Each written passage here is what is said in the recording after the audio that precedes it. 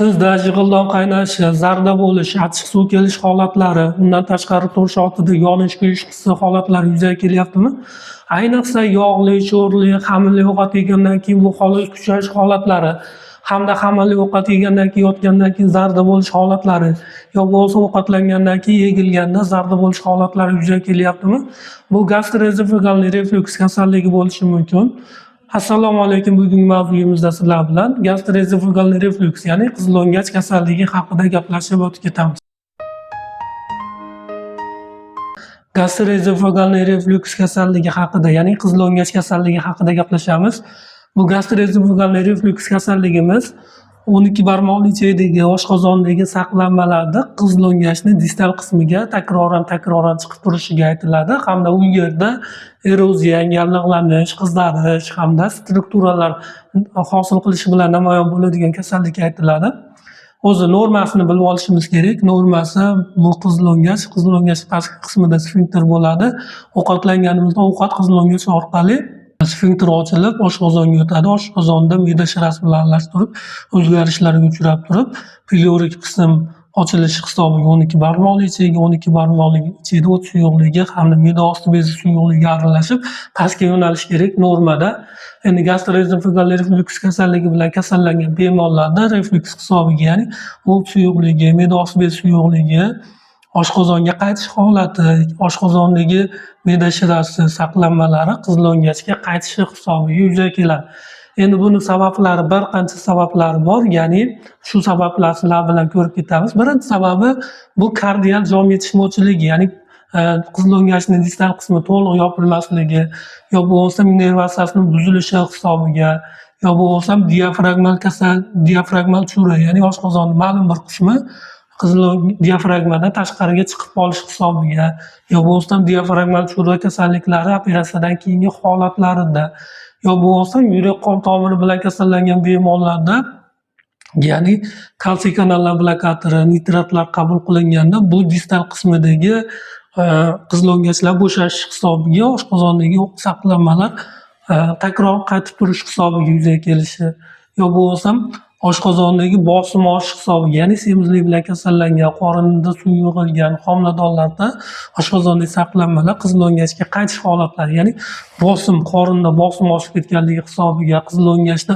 bosim pastligi hisobiga bu qizillo'ngach pastki qismi kengayib, ovqat qoldiqlari pastga yo'nalishi hisobiga yuzaga kelishi, yo bo'lmasa oshqozon 12 barmoqli ichakdagi yara kasalliklari, yo bo'lmasa piliorik qism spazmi hisobiga, torayib qolish hisobiga oshqozondagi saqlanmalar yuqoriga yo'nalishi, qizillo'ngachga yo'nalishi hisobiga yuzaga kelib chiqadi. Shu sabablari bor, yana boshqa sabablari bo'lishi mumkin.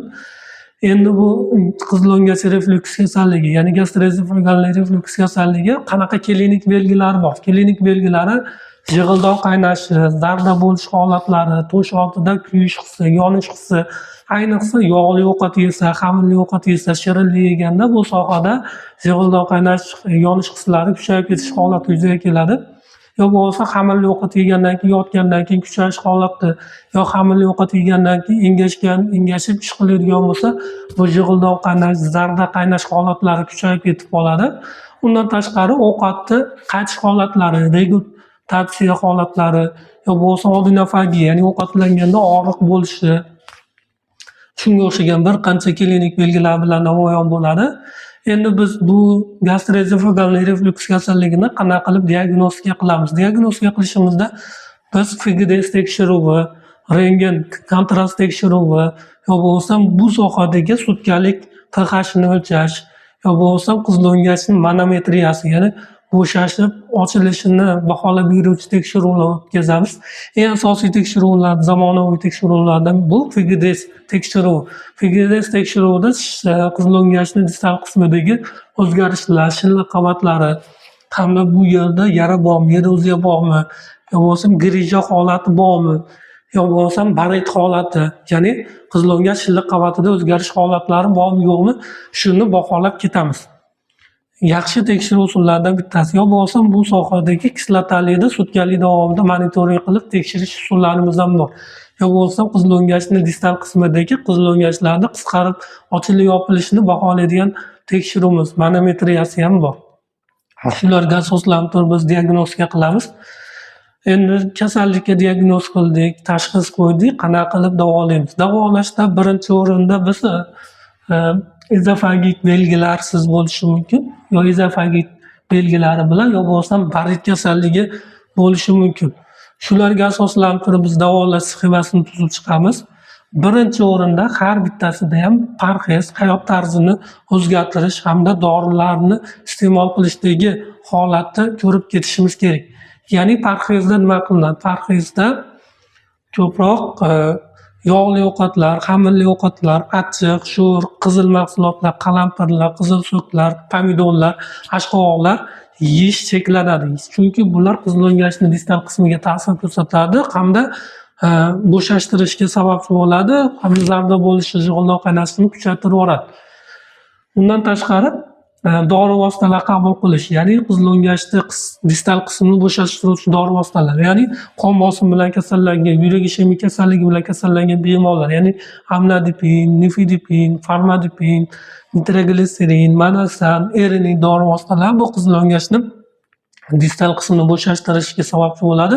Endi bunday holatlarda dorini qabul qilishni dozasini kamaytirish yo bo'lmasa boshqa dori gruppalarga o'zgartirish tavsiya etiladi. Gastroezofagal reflyuks kasalligini dori vositalari bilan davolashni ko'rib ketamiz. Endi dorilar bilan davolashda qizil o'ngachda ezofagit, ya'ni yallig'lanish belgilari bo'lmaydigan bo'lsa davolash taktikasi boshqacharoq bo'ladi. Gastroezofagal reflyuks, ya'ni ezofagit yallig'lanish belgilari, yara eroziya holatlari bo'ladigan bo'lsa davolash taktikasi boshqacharoq bo'ladi. Hamda baret, ya'ni qizil o'ngachni shilliq qavatini yassi epitelisini o'rniga selenosima epiteli bilan qoplanib qoladigan bo'lsa, unda davolash taktikasi uzoqroq bo'ladi. Endi shularga qarab biz davolash rejasini tuzamiz. Agar yallig'lanish belgilari bo'lmaydigan bo'lsa, 4 haftadan 6 haftagacha dori vositalarini berishimiz mumkin. Bu dori vositalari, ya'ni IPP preparatlari bularga pantoprazol, lansoprazol, rabiprazol, omeprazol dori vositalari kiradi. Bu dori vositalari oshqozonda shilliq qavatida kislotalik ishlab chiqarishni bloklab beruvchi dori vositalarimiz.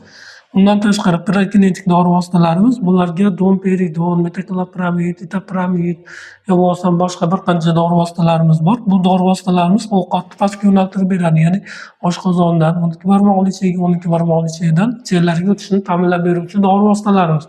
Undan tashqari antitsid dori vositalarimiz, bu antitsid dori vositalarimiz oshqozonda ishlab chiqarilgan kislotalikni pasaytirib beradi. Shuni hisobiga bemorlarda jig'ildoq qaynashi, zarda bo'lish holatlari, pasayish holati yuzaga keladi.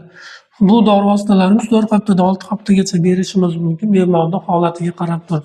Agar qizil o'ngachda yallig'lanish belgilari bilan kechadigan, ya'ni eroziya, qizarish, shish, shunga o'xshagan holatlar bo'ladigan bo'lsa, biz davolash kursimiz 8 haftadan 24 haftagacha bo'lishi mumkin.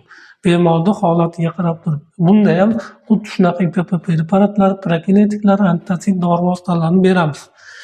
Agar baret kasalligi bo'ladigan bo'lsa, endi buni ham yuqori past displaziyali yoki yuqori displaziyaliga qarab turib biz davolash kurslarimiz bor. Davolash kurslarimiz bunda ham 8 hafta hamda 24 hafta bo'lishi mumkin FGDS nazorati bilan.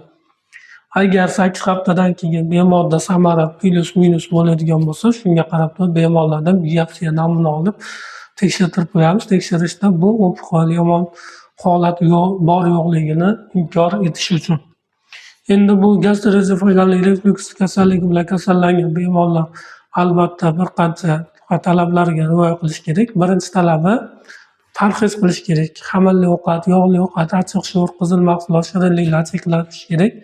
Ikkinchi talabi, agar yurak ishemik kasalligi bilan kasallangan, qon bosimi bilan kasallangan bo'ladigan bo'lsa, kalsiyalanlar blokator, amlodipin, nifedipin yo bo'lmasa nitratlardan nitrogliserin, izokit, manosan dori vositalarini kamaytirish kerak yo bo'lmasa boshqa doriga o'zgartirish kerak hamda kelib chiquvchi sabablarni yo'qotishimiz kerak. Ya'ni semizlik bo'ladigan bo'lsa, diafragmal reja bo'ladigan bo'lsa yo bo'lmasa qizil o'ngach distal qismida muammolar bo'ladigan bo'lsa, shu muammolarni yo'qotishimiz kerak.